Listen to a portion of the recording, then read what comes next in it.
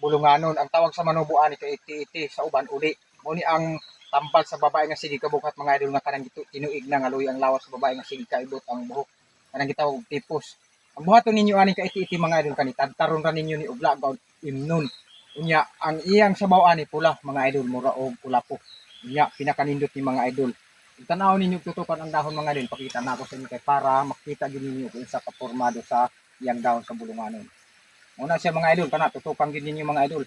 Kay kani dako nga tabang sa inyo mga idol kung oras kamo makasulod sa mga kalasangan mga idol.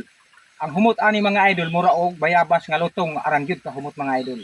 Sumo na ni nanguha ko karon mga idol kay kaning duha mga vlogger mga idol gusto nila nga makasilong ug makakuha sa akong kaalam ni Tarzan Hari ng Gubat. So support na lang ninyo mga idol si Rodolfo Acevedo Bucalis Vlog ug si Arnel Valencia Vlog. Kaya gusto gyud nila nga makakuha sa akong kaalam mo nang gitudloan nako sila sa mga quality nga herbal sa mga lumad tribong manubo nga naa sa kabukiran mga idol. So mo ni tutukan gyud ninyo og para makatsaap ninyo ang porma sa iyang dahon. Ana. Kita gyud ninyo mga idol sinaw, nga baga nga humot kaayo murag lutong nga bayabas. So kani nga video ni Tarzan mga idol paki-share na lang o paki-follow para makahibalo mo ani. Nga oras ka muna aslasan makakita mo ani. Muni ang original nga talimughat sa mga babaeng sige kabuhat.